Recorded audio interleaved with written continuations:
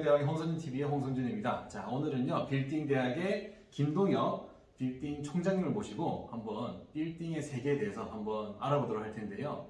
사실 부동산 측면에서 봤을 때는요, 빌딩 시장이 가장 어떻게 보면 우위에 있다 보면 되죠. 이게 굉장히 이쪽 시장은요, 거의 VIP들이 이제 제일 마지막에 제일 이루고 싶은 게 이제 건물주지 않습니까? 자, 이 건물주로 가려면 결국에는 이런 중개법인, 빌딩 중개법인으로 가서 이제 빌딩을 사셔야 되는데, 그래서 이제 한번 여러분들에게 이런 궁금증, 빌딩 세계에 대한 궁금증을 한번 알려드리고, 여러분들도 이제 목표를 잡고 이제 투자를 하셔야 되거든요. 그래서 투자를 하실 때 이제 마지막 최종 목표는 나는 건물주를 한번 가보겠다. 그런데 이제 처음부터 빌딩 살려면 이렇게 바로 건물주로 갈 수 있는 게 아니거든요. 처음부터 이제 금수저로 태어나지 않은 이상은.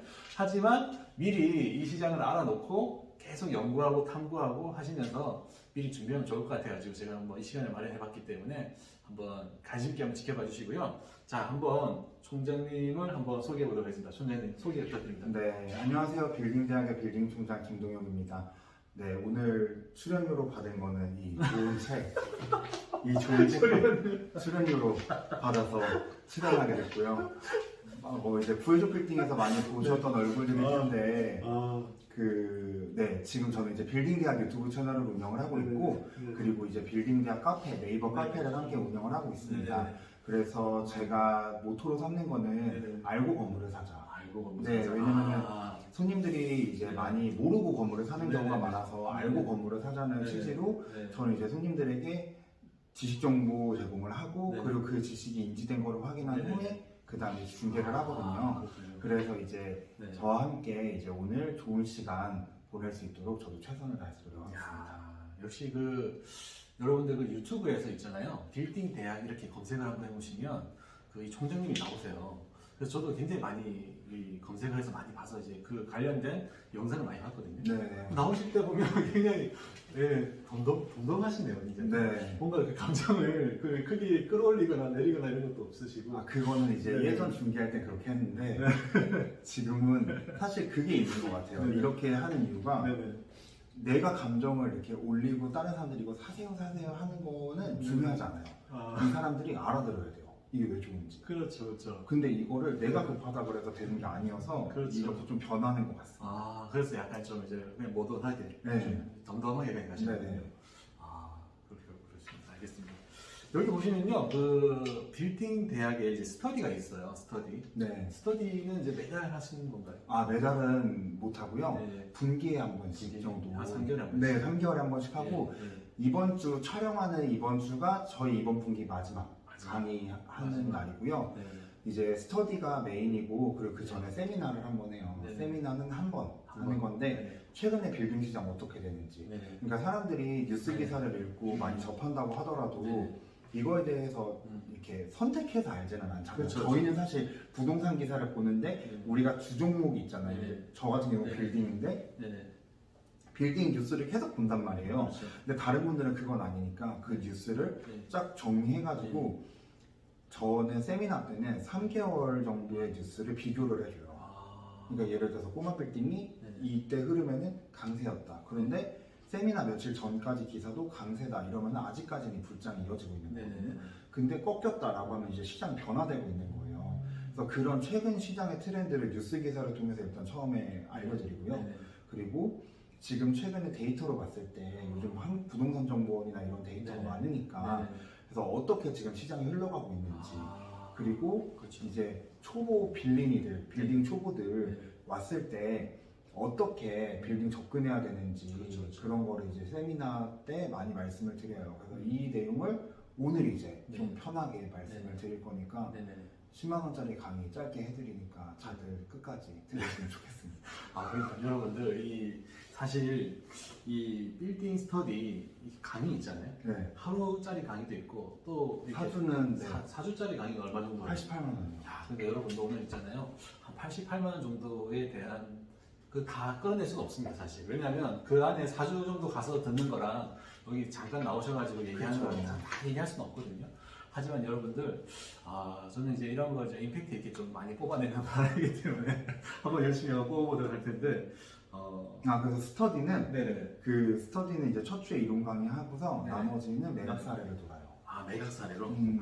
결국 매각 사례를 이제 듣고 네. 그렇죠. 이분들이 이제 투자를 하실지. 왜냐면 이제 실내화를 보여주게 되면은 그렇죠. 이게 흥분된 마음을 가라앉히지를 못하시더라고요. 흥분된 왜냐면 네. 이렇게 네. 한마디로 네. 그냥 같이 학습하는 동료, 네. 보통 저희가 네. 10명을 봤는데 네. 한 7명에서 끊어요. 네. 왜냐면 이게 전달이 잘 안 돼서. 이걸 면으로. 네, 그리고 이때는 네. 돌아다닐 때 미니버스를 타고 다녀요. 네네네. 그러니까 제가 빌려요, 25인승을. 미니버스니. 네, 그렇게 해서 하는데 네. 이분들이 처음에는 이제 물론 경쟁자가 될 수는 있지만 금액대가 똑같으면 처음부터 경쟁을 붙일 필요는 없거든요. 그렇죠. 그러니까 처음에 학습을 하러 왔으니까 왔으니까. 그래서 그 한 주에 매각 사례를 보통 25개에서 30개를 봐요. 한 주에. 25개. 그러면은 강제로 이제 개안을 시키는 거죠. 그렇죠. 그렇죠. 그래서 스터디 한 분들 같은 경우는 지금 11월 기수는 네. 한 명 빼고 다 건물주 됐어요. 와. 다 만들어드려서 건물주. 여러분 건물주 되시려면 빌딩 대학으로 가셔야 되겠네요. 아니 진짜 그 정도로 이게 뭔가 이게 자주 봐야 되거든요. 이게. 근데 네. 이거를 인도하는 사람이 굉장히 중요하거든요. 사실 빌딩 건물주로 인도하는 분이 굉장히 이 빌딩 총장님이신 것 같은데 인도가 굉장히 중요한 것 같아요. 네, 그래서 네. 스터디 때 이제 한 네. 100개를 보는 거예요. 100개. 매각 사례를. 그렇게 되면은 네. 손님들이 네. 거의 네. 그 어디 가서 음. 절대 중개사의 말에 현혹돼서 건물을 사는, 그러니까 그렇죠. 청사진이 안 그려졌는데 야. 건물을 덜컥 사는 경우는 안 생겨요. 그러니까요. 최근에 제가 어떤 또 유튜브를 봤는데 그 신사 땡땡이라고 그 굉장히 유명한 유튜버가 계시잖아요. 네. 그분이 이제 댓글에다가 어떤 공인중개사님이 홍대에 있는 물건을 보시라고 했는데 그냥 그거 그냥 하나만 보시고 그냥 이렇게 계약을 하셨다는 듯이 이렇게 어느 유튜브에 나와서 얘기를 하시더라고요. 그렇게 하나만 보고 이렇게 하시기에는 조금 너무 그쵸. 좀 여러 개를 좀 많이 보시고 매물에 대한 것도 보시고 공부도 하시면서 하셔도 되는데 그 하나만 보고 하면 이제 여러 다른 관점에 있는 다른 물건에 대한 분석을 하지도 못하는 상태에서 그냥 공인중개사의 말만 믿고 이렇게 해야 되니까 맞아요. 조금 이제 그래서 그분이 좀 후회하셨던 게 이제 그거는 이제 그 건물을 사고 나서 뭐 이런 거 있지 않습니까? 뭐 건물 매입하면 뭐 명의 변경하거나 승강기, 세콩, 뭐 소방 관리자, 건물 유지 보수 뭐 이런 거를 전혀 얘기를 안 하셨다 그러더라고요. 그냥 뭐 당연히 뭐 자연스럽게 다 뭐 쉽게 뭔가 될 줄 알았는데 이럴 줄 알았으면 건물 안 사는 건데 뭐 이런 식으로 그렇죠.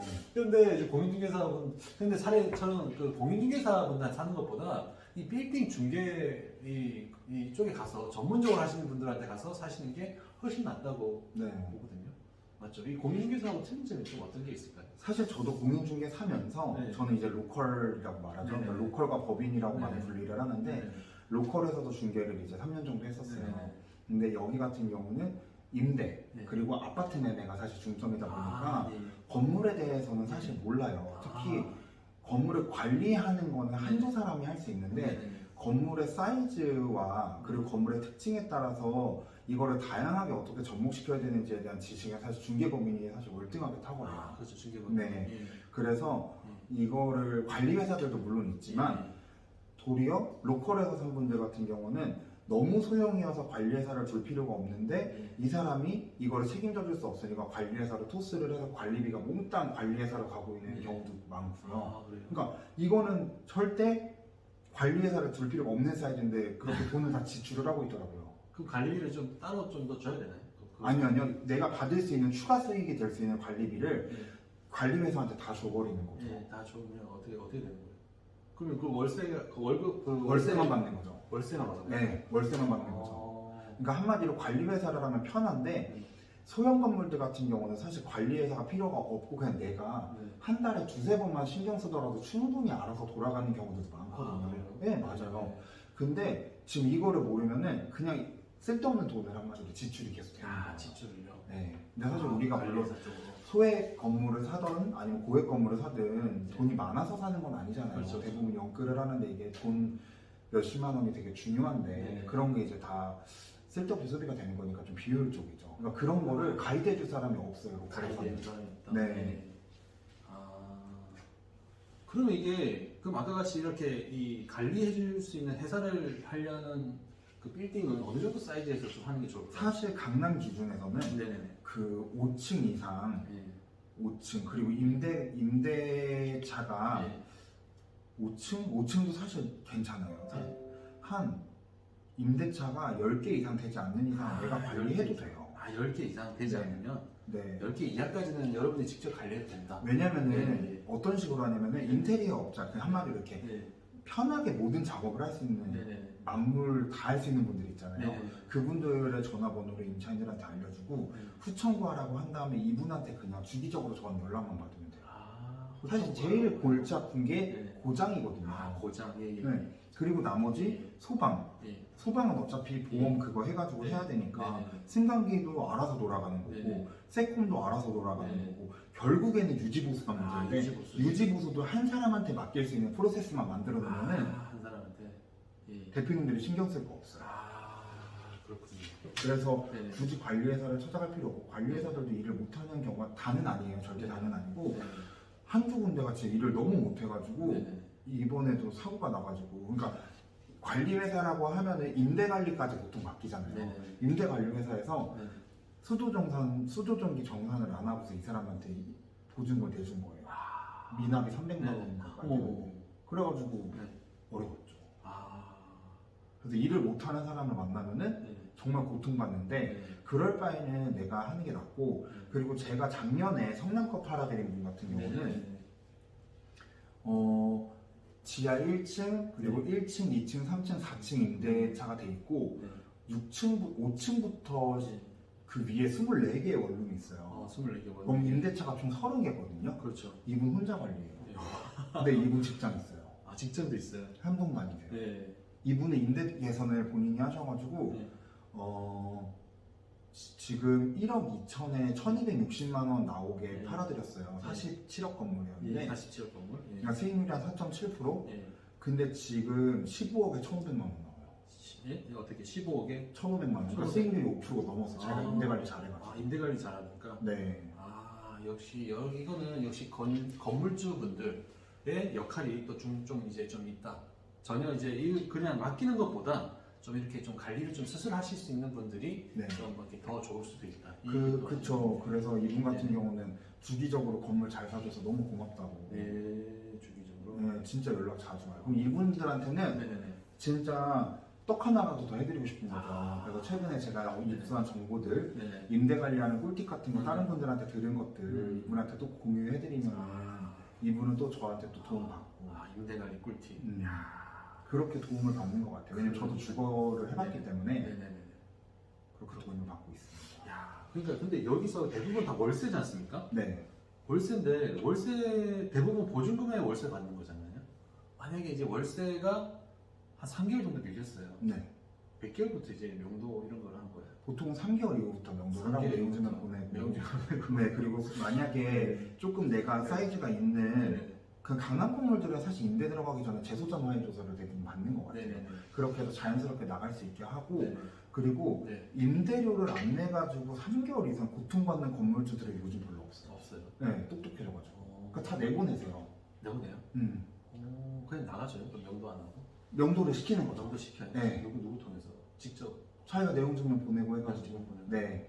그래가지고 그런 식으로 많이 진행들을 하세요. 그렇게 건물 월세 때문에 걱정할 필요는 없다. 네, 그리고 만약에 지금 죽어있는 상권들 같은 경우는 임대료가 많이 안 나오는 경우는 그냥 이제 보증금에서 까먹게 놔두고.